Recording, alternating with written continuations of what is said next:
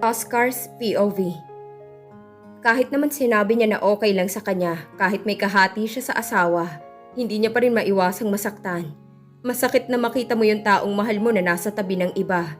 Sa isang lalaking alam niyang mas babagay kay Danica, yung lalaking mas better, yung lalaking kabaliktaran niya, at yung hindi kasing boring niya. Pero anong karapatan niyang magalit at masaktan? Hindi ito mapupunta sa iba kung nakinig siya sa paliwanag nito noon. Napakalaki niyang hibang. Lagi niya sinasabi na mahal niya si Danica, na lahat ibibigay niya para dito. Pero hindi niya ito nabigyan ng chance para ipaliwanag ang sarili sa kanya. Nung mga panahong gusto nitong magpaliwanag, hinayaan niya lang itong mawala at ipinagtabuyan niya pa. Nakalimutan niya kung gaano kahalaga ang asawa sa buhay niya. Nakalimutan niya yung salitang tiwala nung sinubok sila. Kaya ngayon anong karapatan niyang masaktan? Wala.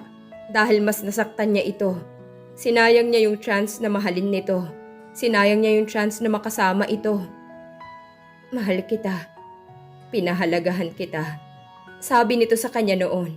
Pero hindi niya pinaniwalaan. Kung sana hindi siya binulag ng galit niya at pinaniwalaan niya na mahal siya ng asawa. Kung hindi sana siya nagpakain sa mga insecurities niya. Masaya kaya sila ngayon? Ikaw bang asawa ni Danica? Tanong sa kanya ng lalaking kayakap ng asawa niya. Nakahilig ang ulo ni Danica sa balikat nito. Tumango siya dito. Iniabot nito ang kamay sa kanya. Travis, pare. Pagpapakilala nito, tinanggap niyang pakikipagkamay nito. Oscar. Iuwi mo na to. Nito sa kanya na ang tinutukoy ay si Danica. Pero bayaran mo muna lahat ng ininom nito. Tumayo ito at inalalayan si Danica papalapit sa kanya. Lasing na ang asawa. Halos hindi na nito maimulat ang mga mata sa kalasingan. Pero panay pa rin ang salita na hindi mo na maiintindihan. Kinuha niya mula dito si Danica. Pagkatapos ay inabutan niya ito ng calling card niya.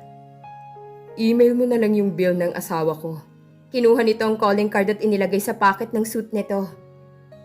Saka may hinampas pala ng bote ang asawa mo. Ipapa-shoulder ko rin sa'yo ang mga alak at mga gamit na binato niyan. Napangiwi siya pero tumango na lang.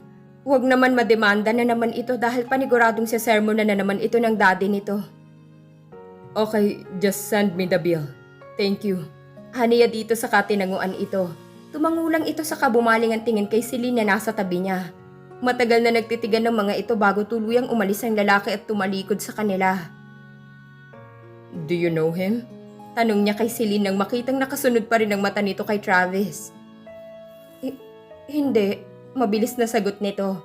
Parehong nabaling ang atensyon nila kay Danica nang magsalita ito. I hate you, kayong dalawa. Yun lang at nakatulog na ito. Kinarga niya na ito papalabas sa resto bar na yon. Kasunod niya si Celine na hanggang ngayon ay hindi umiimik. Sinamahan siya nito kanina nang malaman nitong hinahanap niya si Danica. Nag-aalala kasi siya nang malamang umalis ito sa opisina at hindi sinipot ang mga meetings nito. Buti na lang na-track niya ang apps ng phone nito. Binuksan ni Celine ang passenger seat para maisakay niya doon si Danica. Inirecline niya ang upuan para makahiga ito ng maayos. Saka kinabitan ng seatbelt. Napatitig siya sa magandang mukha nito. Hinawi niya ang buhok na nagkalat sa mukha nito bago niya isinara ang pinto ng passenger seat. Pagbubuksan niya rin sana ng pinto ng backseat si Celine nang pigilan siya nito. May kakausapin lang ako. Umuwi na kayo. Sabi nito sa kanya. Nangunot naman ang noo niya. Are you sure? Tumango ito at nginitian siya. Ingat kayo. Mag-ingat ka din. Tawagan mo ako kapag nakauwi ka na o gusto mo balikan kita dito. Alok niya sa kaibigan. Nag-aalala kasi siyang baka kung mapaano ito. Hindi na. Magta-taxi na lang ako pa uwi. Asikasuhin mo na lang ang asawa mo. Okay lang ako. Marahan siyang tumango. Thank you. Aniya dito bago sumakay na rin sa kotse niya. Sinulya pa niya muna ng tingin ng asawa. Nakalilis na ang laylayan ng dress nito. Kaya hinila niya yun pababa para matakpan yon. Nagulat siya nang biglang hawakan nito ang kamay niya. Nakadilat na ito at namumungay ang mga matang nakatingin din sa kanya. Tumagilid ito ng higa paharap sa kanya. I didn't cheat on you. Anito nabasag ang boses. Pumatak din ang mga luha nito. Para namang may pumiga sa puso niya sa nakikita at naririnig dito. I would never do that. Not to the man I truly loved. Kitang-kita niya ang sakit sa mga mata nito habang nakatingin sa kanya. Hindi siya makapagsalita. Parang may bumara sa lalamunan niya. Umayos na uli ito ng higa saka ipinikit ang mga mata. Pero patuloy pa rin ang pag-agos ng luha nito.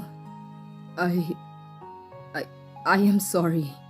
Sabi niya dito nang magawa niyang magsalita. Hindi ito umimik at nagpatuloy lang sa mahinang pag-iyak. Hindi niya matagalan ang sakit na nakikita niya sa mga mukha ng asawa. Kahit nakapikit ito, ramdam niya kung gaano naghihirap ang loob nito.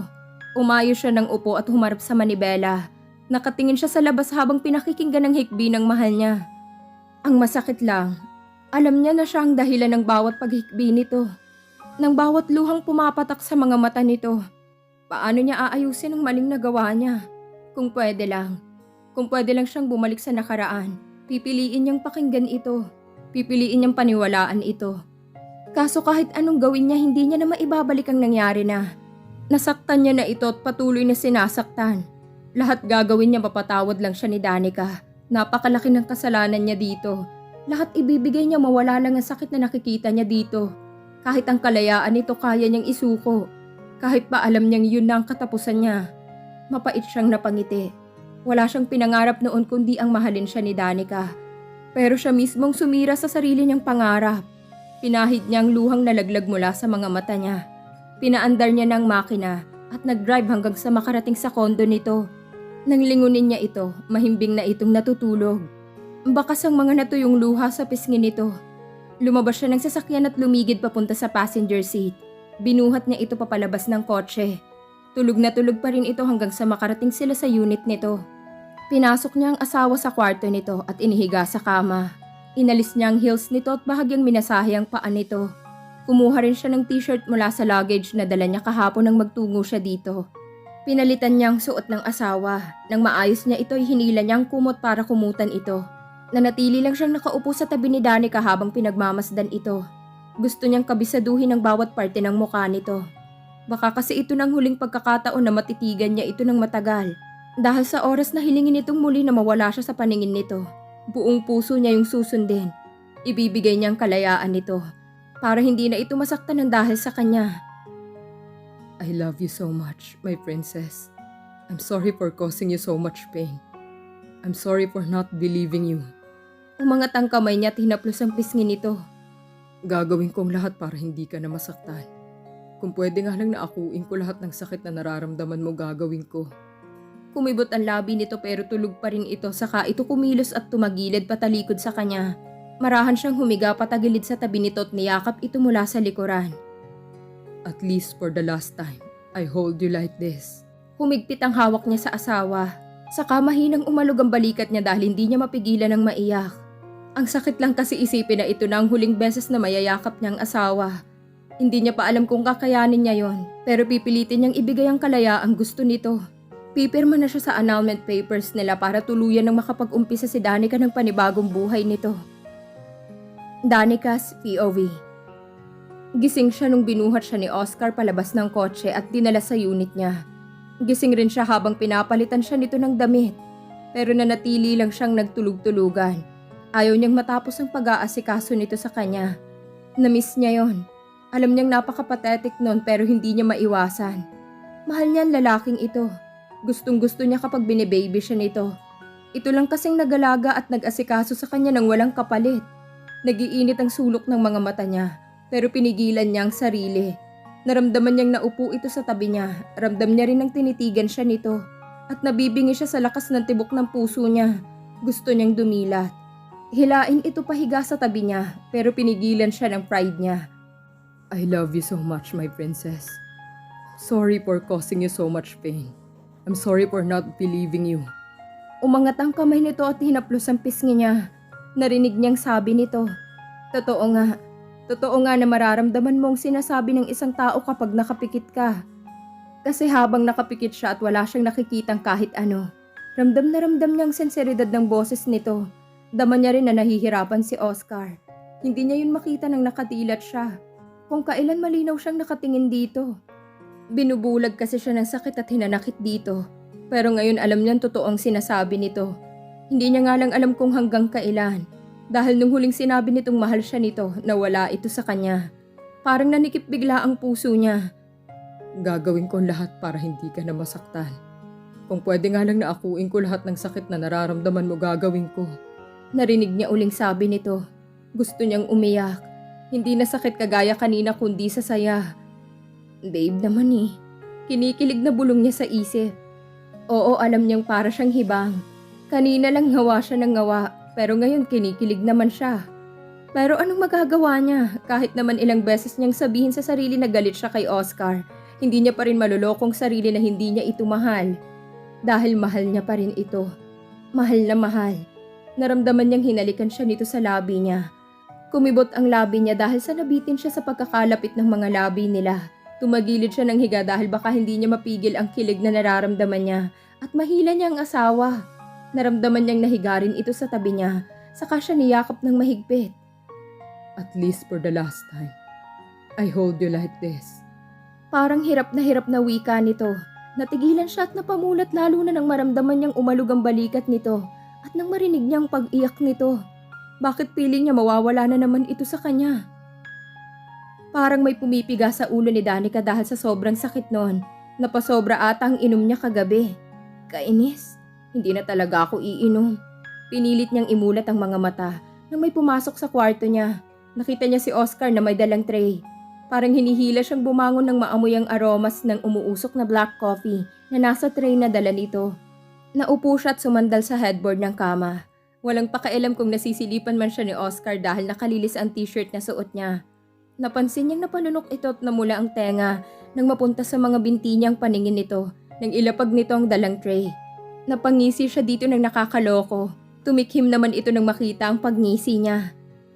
Breakfast in bed? Nito na pumiyok pa. If I know akong gusto mong gawing agahan. Niya sa isip. Dinampot niya ang kape at sinimsim yun habang nakikipagtitigan dito. Kitang-kita niyang init sa mga mata nito. What are you looking at? Nakataas ang kilay na tanong niya dito. Napakamot ito ng ulo saka umiwas ng tingin sa kanya. Tiningnan niya ang laman ng tray. Scrambled egg, fried rice at bacon ang nandoon. Saka isang Advil. Kinuha niya ang Advil at akmang iinumin ang pinigilan nito ang kamay niya. Kumain ka muna. Nito sa kanya. Naipaikot niya na lang ang mata at ibinaba ang gamot saka sinimulang kainin ang pagkain. Nakamasid lang ito habang kumakain siya. Bigla siyang natigilan nang nakitang nakatitig na ulit ito sa kanya. Bakit ba ganyan ka makatingin? Kunway paninitan niya dito. Pasimple niya pang kinapa ang mata niya kung baka may muta pala siya. Wala lang. Kain ka pa. Nakangiting saad nito sa kanya. Hinirapan niya lang ito saka itinuloy na ang pagkain. Hanggang matapos siya sa pagkain na natili pa rin itong nakatitig sa kanya. Pinilit niyang ignorahin ang ginagawa nitong pagsunod ng tingin sa kanya. Nagpa siya siyang maligo na pagkatapos kumain at mainom ang Advil. Paglabas niya ng banyo nakita niya nakahanda na ang susuotin niya. Napangiti siya. Ganito rin ang ginagawa ni Oscar noon. Nagbihis na siya at nag-ayos ng sarili. Nadaanan niya pang luggage na Oscar sa gilid ng closet niya. Mukhang hindi pa yun nagagalaw. Paglabas niya ng kwarto niya nakita niya si Oscar na nakatanaw sa bintana. Parang ang lalim ng iniisip nito. Tumikhim siya para maagaw ang atensyon nito. Lumingon naman ito sa kanya at ngumiti nang makita siya. Pero hindi umabot sa mga mata nitong ngiti nito. Bakit ba parang ang lungkot nito ngayon? Hindi na nga niya ito masyadong tinatarayan. Hindi ka pa papasok? Tanong niya dito. Nakapajama pa rin kasi ito at t-shirt. Umiling ito at lumakad papalapit sa kanya. Huminto ito sa harap niya at tinitigan na naman siya. Ayun na naman ng titig nito na parang kinakabisang mukha niya. Nako-conscious naman na napahawak siya sa mukha niya. Nahihiwagaan ako sa'yo ah. Irap niya dito. Ngumiti lang ito. May pupuntahan lang ako pero after lunch, pupunta ako sa opisina. Nito sa kanya. Napatango na lang siya sa sinabi nito. Tinalikuran niya na ito dahil parang may pumipigil sa kanyang wag umalis. Danica. Agad siyang napalingon nang tawagin siya nito. Nakapamulsa ito habang nakatingin sa kanya. Hindi siya sumagot pero tinaasan niya lang ito ng kilay para sagot sa pagtawag nito sa kanya. Magiging masaya ka ba kung mawawala na ako? Seryosong saad ni Oscar sa kanya. Tinitigan niya lang ito sa mga mata. May sakit na dumaan sa puso niya. Sabi na nga ba niya, after ng I love you ang kasunod nun pamamaalam na. Nginitian niya ito ng mapait. Kung aalis ka, umalis ka. Huwag mo akong tanungin ng ganyan. Huwag kang umalis ng dahil lang sa gusto ko. Dahil ayokong marinig na kaya ka umalis ng dahil sa akin. Huwag mo akong gawing dahilan para iwan uli ako. Nakita niyang nabigla ito dahil sa sinabi niya. Kung aalis ka, pwede bang huwag ka na magpaalam? Huwag mo na rin sasabihig mahal mo ako kung iiwan mo lang ako uli. Nakakasawa na, Oscar. Nakakapagod na. Naiiyak na saad ni Danica na natigilan sa binata. At dito na po nagtatapos ang kabanata ng ating kwento. Please like, share, subscribe for more updates. Maraming salamat po.